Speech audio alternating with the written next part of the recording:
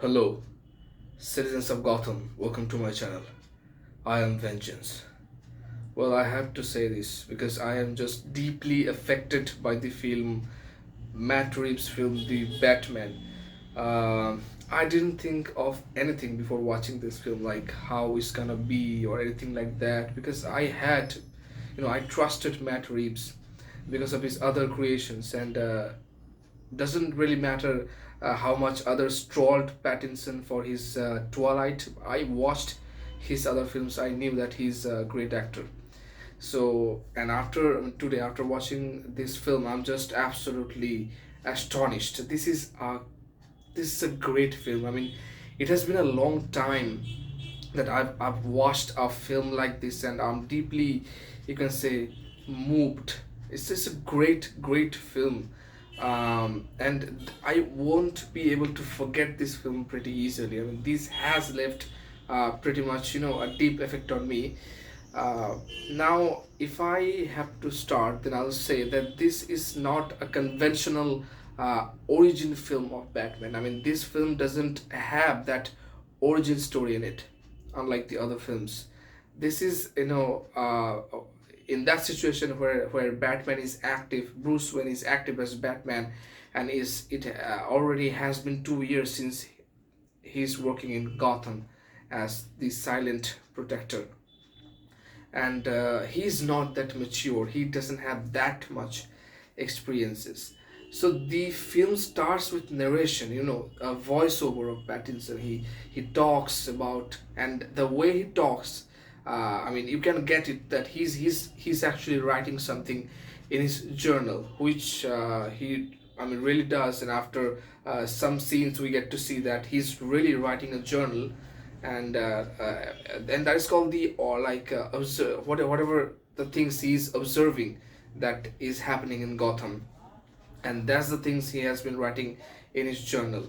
So that style, that Rob Pattinson's, that voice, that narration, that writing in journal, that mentioning the dates, it reminded me of Rorschach of the Watchmen. And I seriously, I mean, the moment I saw this, like in the beginning, I started to just love this film, and it didn't prove me wrong. uh, like you can, after watching the trailer, I wasn't very much convinced about the Joey Kravitz or Andy Serkis. I mean, Andy Serkis, I really love him, but as Alfred, I wasn't that much convinced. But after watching the film, I can say that all the actors did amazing job. Joey Kravitz was great as Catwoman, and Andy Serkis didn't have that much role in this. Film as Alfred, but whatever role he had, he did it with like he greatly performed in this film. And Penguin, Colin Farrell, he was great. I mean, he's the prosthetic, the makeup, it was great, and his style, his acting style. I don't know why it seemed like Robert De Niro. The way he talks, like this accent and the kind of Italian, and these things like felt like Robert De Niro style. I mean, when I watched the trailer, I was okay. Is that De Niro? No, it's Colin Farrell. Okay, and the actor who played Penguin, he was great. With all this mask on, he was the heavy sore throat voice. It was seeming like, okay, this is a dangerous guy. And when he just opens his mask, then he's just a looking guy, but he's acting when he's inside the cellar, the jail, and he's talking with Batman, and he starts to sing songs, and the way he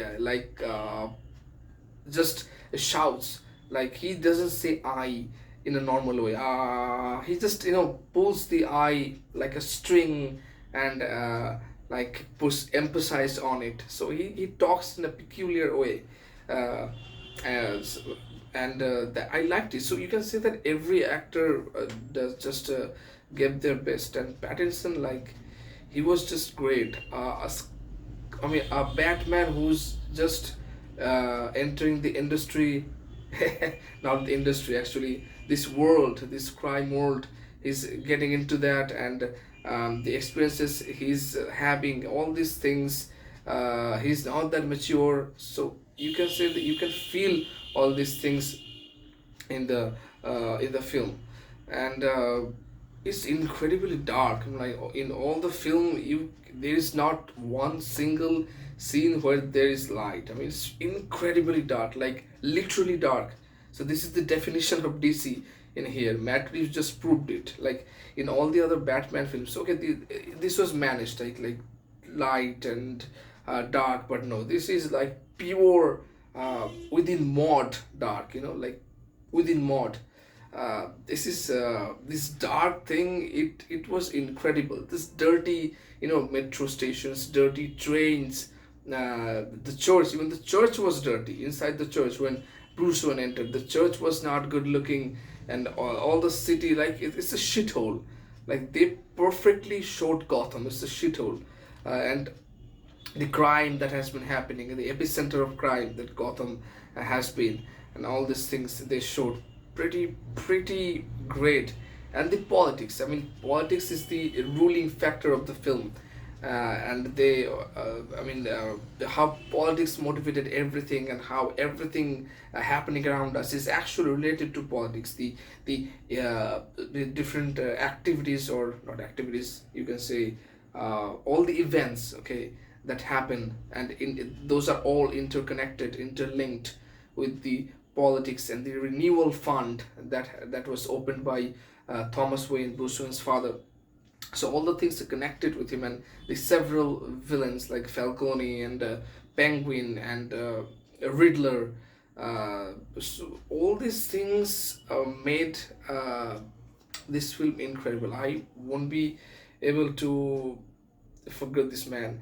And one thing which I really liked was the chasing sequence. It was pretty realistic. I mean, not only the chasing sequences, all the action sequences. Even that scene where Batman is fighting with the other criminals, and Batman is fighting with the criminals, and it's complete dark, and just suddenly this gunshot, this light, light from the guns, a fire from the guns. We can only see the fire, and when the fire is there, we can see Batman.